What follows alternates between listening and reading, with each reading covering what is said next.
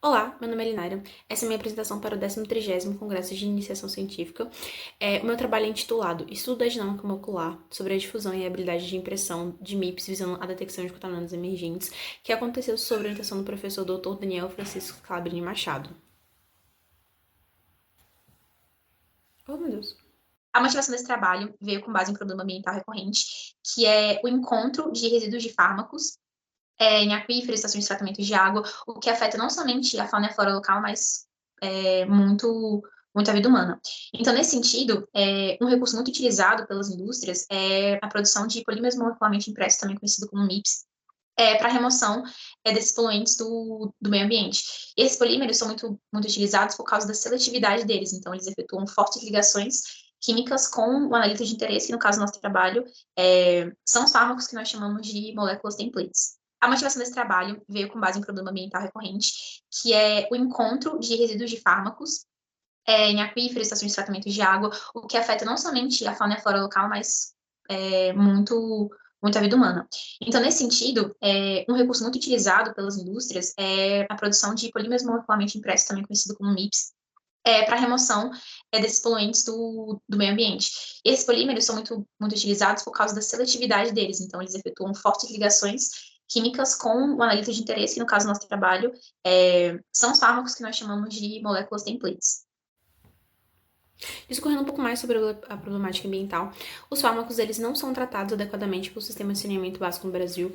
Isso porque esses sistemas visam uma forma de tratamento mais convencional que é focada no combate microbiológico. Então, com relação aos riscos, a gente pode estar a bioacumulação, que é o acúmulo de substâncias tóxicas que vão se acumulando no indivíduo ao longo do tempo, de forma que ele não consegue excretar essas substâncias. E a gente também pode falar da biomagnificação, que é quando essas substâncias tóxicas começam a avançar níveis tróficos superiores. Então, nesse sentido, um recurso muito utilizado pelas indústrias é a produção de polímeros molecularmente impressos, também conhecido como MIPS, para remoção desses poluentes do meio ambiente. E esses polímeros são muito utilizados por causa da seletividade deles, então eles efetuam fortes ligações químicas com o analito de interesse, que no caso do nosso trabalho são os fármacos que nós chamamos de moléculas templates. Os parâmetros que determinam se o MIP é bom ou não é a natureza do monômero funcional, ou seja, com base na sua estrutura química, se ela favorece ou não a interação com a molécula template. A relação de concentração monômero funcional e template, que é basicamente o que a gente espera que aconteça, é que tenha uma molécula template, ou seja, uma molécula de fármaco, envelopada pelos monômeros funcionais, basicamente formando um sistema chave-fechadura.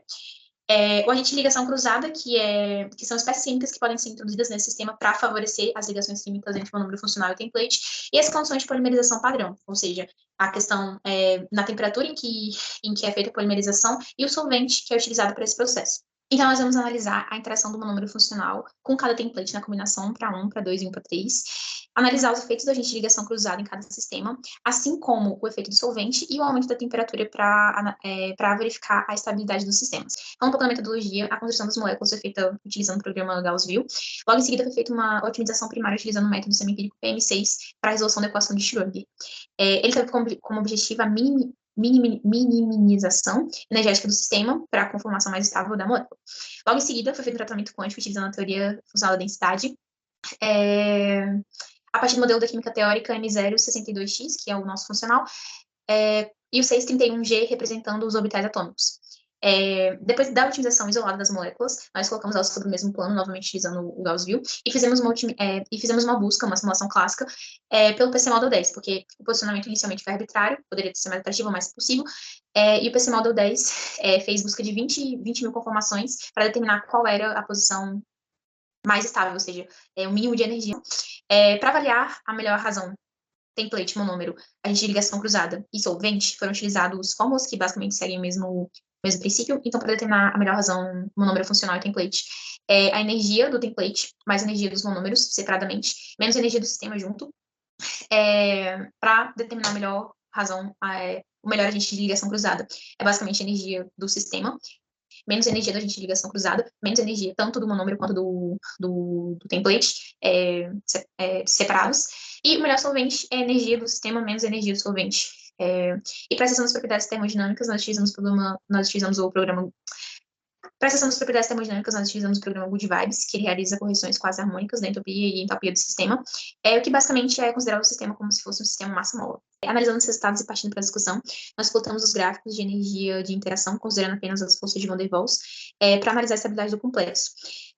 Foram plotados para cada caso 3 gráficos da molécula template com todos os monômeros, nas proporções 1 para 1, para 2, 1 para 3. E no caso da trimetropina, nós observamos que o solvente que mais favoreceu foi o THF, o tetraidrofurano, mas de forma geral, todos os solventes apolares favoreceram mais o sistema, visto que eles não competem com a ligação de hidrogênio entre template e monômero funcional. Outra coisa que foi observada é com relação ao aumento da proporção template-monômero funcional, que ocorreu uma diminuição energética, o que é bom para os sistemas porque representa uma maior estabilidade. E, por fim, com relação ao monômero funcional, o melhor monômero funcional foi o ácido tacônico, e o pior monômero funcional foi a vinilpiridina. Esse observado, ou seja, tudo que eu falei anteriormente, se repetiu para o diclorofenaco, e vocês podem dar uma olhadinha melhor nas energias, logicamente com algumas variações, e também se repetiu para a carbamazepina. Olhando mais especificamente para o ácido tacônico, a gente consegue reparar que ele tem 4 seixos de ligação cruzado localizados nos 2 grupos carboxila. Então, os hidrogênios da hidroxila atuam como um seixo de ligação e o oxigênio da carbonila também atua como seixo de ligação. Enquanto a vinilpiridina, ela só possui um seixo de ligação localizado no ano aromático piridino, que é o nitrogênio. Analisando agora a parte da termodinâmica da complexação, nós fizemos o esboço dos gráficos de energia livre para o melhor monômero funcional, que foi o ácido tacônico, o pior monômero funcional, que foi a vinilpiridina, com a melhor molécula template, que foi o de clorofenaco. E de forma geral observou-se um comportamento comum para todos os casos, basicamente com aumento de temperatura, aumento de desordem do sistema, então o sistema ele é menos favorecido com aumento de temperatura, e isso é sustentado pela literatura, visto que a síntese de MIPS normalmente é feita em 60 graus Celsius, mais ou menos.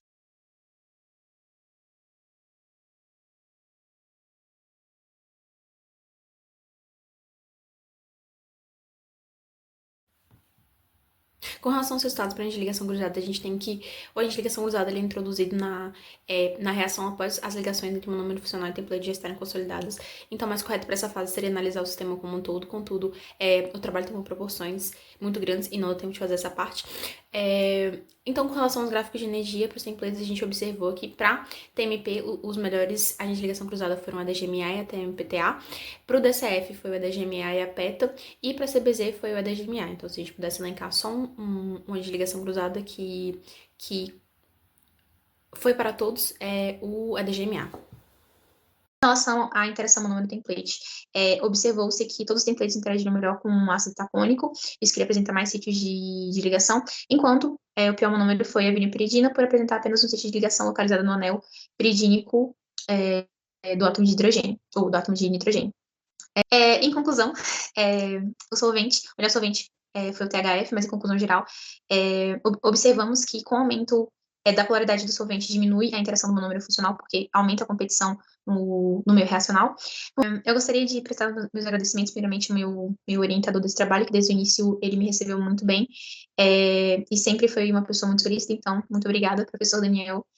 Em segundo, eu gostaria de agradecer a todo mundo do Laboratório de Modelagem de Sistemas Complexos da UNB, em especial o mestre Sandro e o professor doutor Guilherme.